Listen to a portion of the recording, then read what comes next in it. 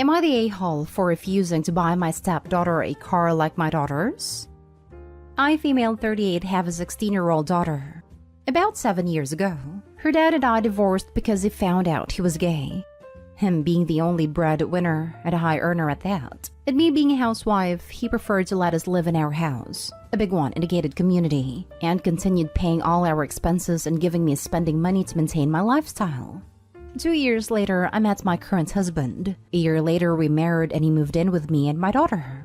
Him and my ex are great friends, especially since my ex is still very much part of our lives. Also, as a wedding gift, he gave me his half of the house, and now I own it in full. My husband has a daughter with his ex. They have shared custody and she lives with us half the time. The problem is that my ex pays for our daughter to go to a really expensive private school, buys her expensive gifts, and for her birthday, he bought her a $60,000 car, and my husband can't afford the same for his daughter. My daughter and her stepsister do not have the best relationship, mainly because my husband's ex hoped that they would be getting back together, and keeps poisoning her daughter. My daughter used to share her stuff until her stepsister started ruining them on purpose. That was when my husband made a rule that they can't borrow from each other. I stay out of it since she refuses to see me as a parent, and I won't force her.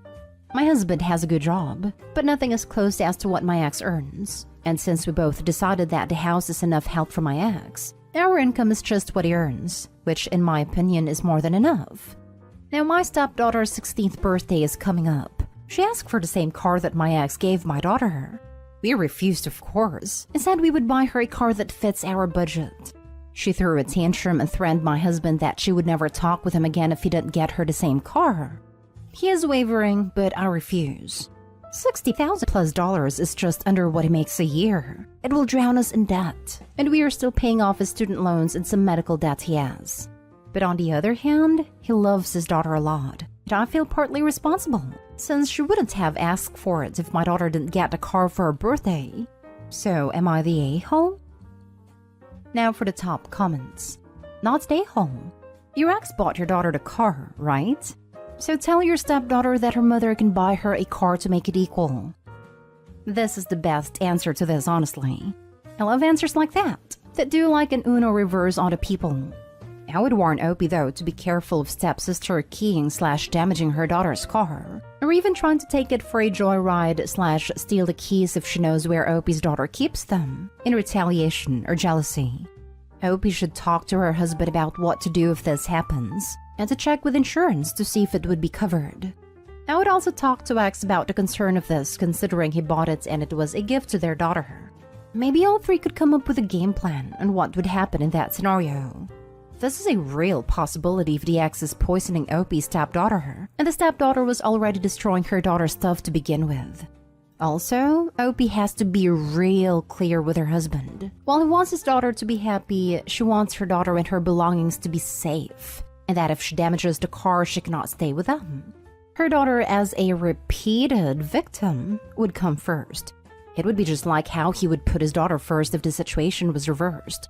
It would suck for him, understandably, but it isn't healthy for Opie's daughter to be in this situation. And if Opie's daughter goes to live with her dad, which isn't fair to Opie or daughter as it was originally her and her parents' house, the stepdaughter's hate will turn towards Opie and mess with her. Not the a-hole. Like you said, you can't afford it, and that is enough reason to not buy it. If she continues, tell her in the spirit of fairness, her mom should be the one getting it for her, since your daughter got it from the parent that is not part of your relationship. Life isn't always fair. Stepsister would have had the privilege of using said things if she hadn't been a brat and purposely ruined them. So logically, her mom can buy it. Seeing as it didn't come from Opie's household, hers shouldn't either. Not the a-hole. It is way out of your budget. The fact that you guys are offering to buy her a car at all is more than a lot of teenagers get. Is it unfair that your daughter has a $60,000 car while your stepdaughter won't? I mean, I can see how it seems that way from a teenager's perspective. But your daughter received that gift from her father, not from you or your new husband. It would be one thing if you and hubby decided to buy your daughter a car, but not your stepdaughter. But you can't demand a gift from you that your daughter got from someone else. Next story. Am I the a-hole for making my grandmother give me her house after my stepbrother thought he'd get it and had already renovated it? I've been mostly estranged from my father since I was 15, and I've only ever maintained a relationship with my grandmother. The estrangement was due to my mom, him, and me. I won't blame him entirely. When I was 23, I found out that my father had given my grandmother's home to my stepbrother. My father had given it under the assumption that my grandmother would give it to him once she passed away, which she'd promised to do several times. My brother was older, married, and had a child and apparently needed a home. I have nothing against him as a person, but I was feeling bitter about it, and basically griped to my grandmother how my father had sidelined me again. After I vented, I made myself forget about the house. My grandmother passed away earlier this year, and to everyone's surprise, had given the house to me instead. It was obviously a very awkward situation. It was made even more awkward when I found out that my stepbrother and his wife had completely renovated most of the house by putting in nearly $90,000 of their own money. My father called me and begged me to let him buy the house for around $150,000, so my stepbrother wouldn't have to pay for his mistake. Here is where I think I'm the a-hole. Honestly, I don't think I'll ever be able to own a house otherwise. So I told my father I will be keeping the house, and I gave notice to my stepbrother to move out. I've since moved into the house, and while I'm slightly guilty about enjoying a renovated house that I didn't pay for, I can't help but think this whole mess would have been avoided if my father had waited to receive the house before giving it away. I've since had a conversation with my father about why my grandmother might have done what she did because of me venting to her, and he's upset. Am I the a-hole? Not the a-hole. Grandma made a choice. They were foolish to funnel money into something they never owned. Your dad can give him $90,000 to make up for it. Congratulations on your new home. Get security cameras. Just because you want something doesn't make it yours. Your dad assumed it did. You didn't. You were allowed to vent.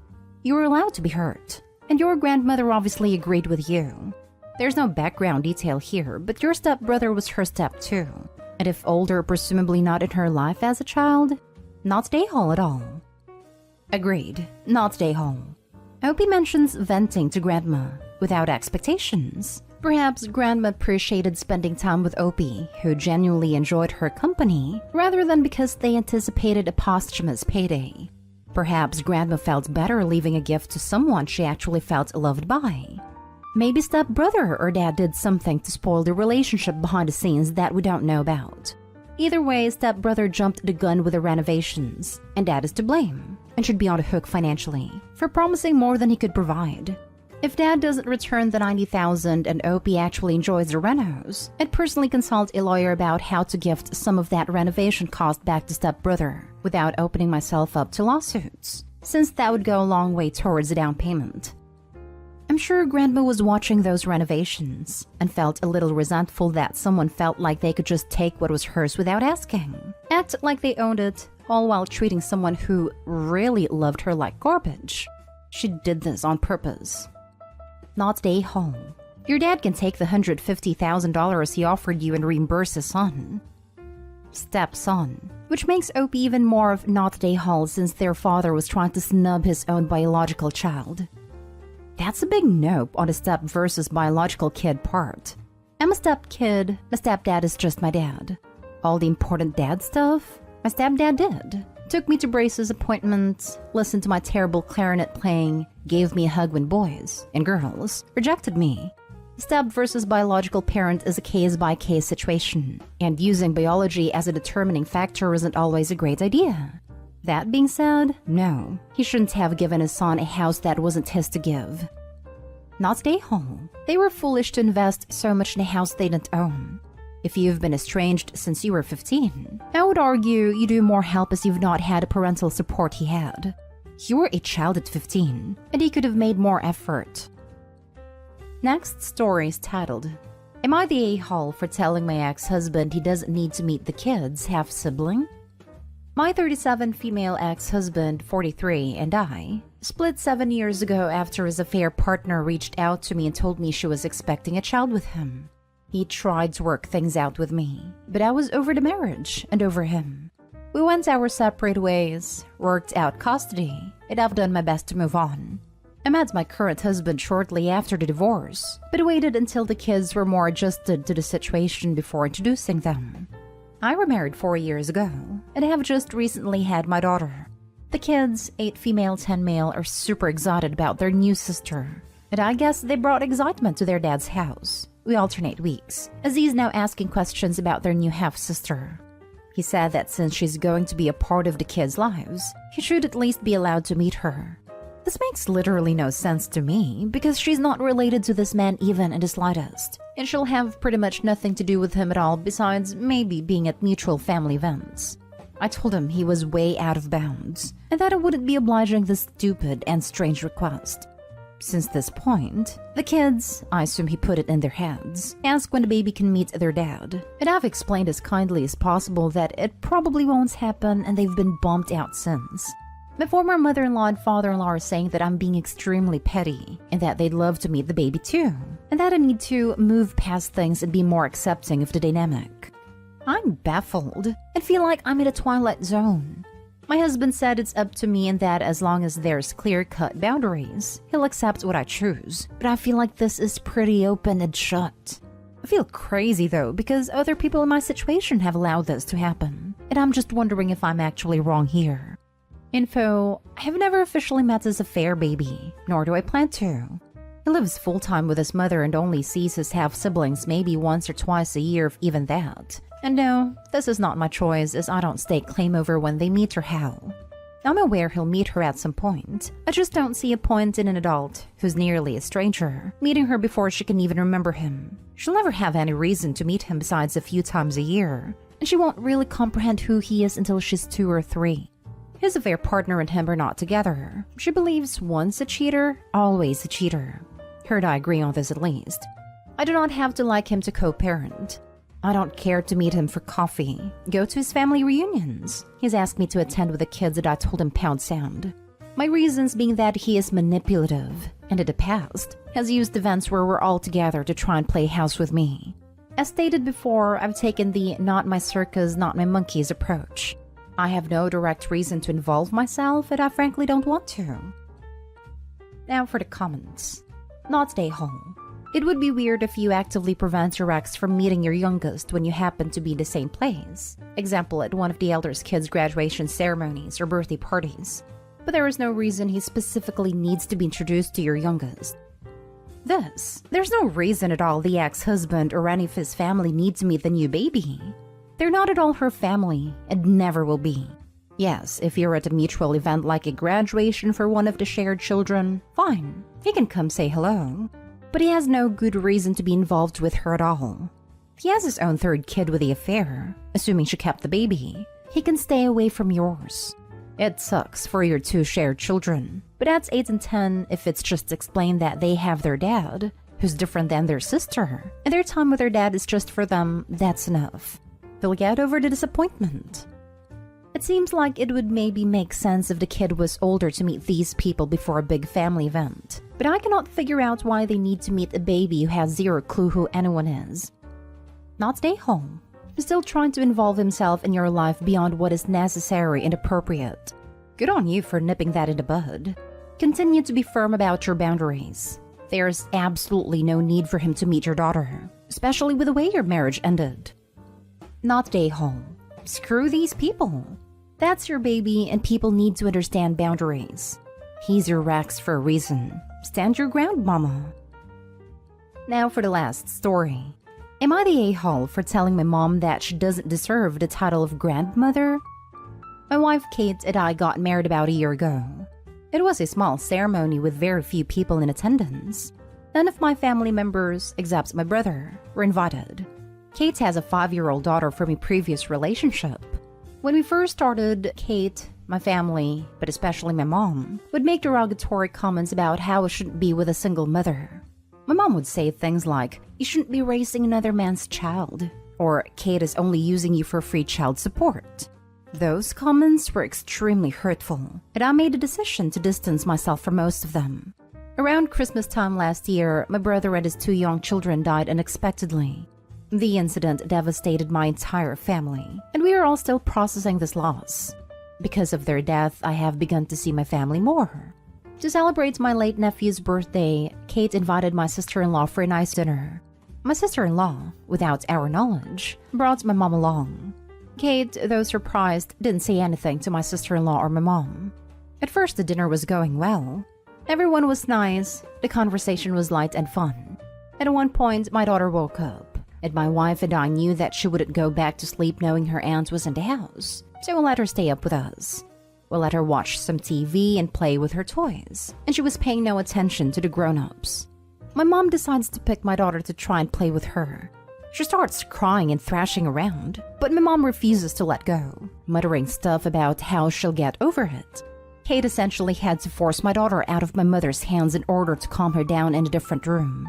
Once everything was sorted, Kate came back out with my daughter and my mom started yelling at her about how she was turning her granddaughter away from her grandmother and how she was poisoning her mind.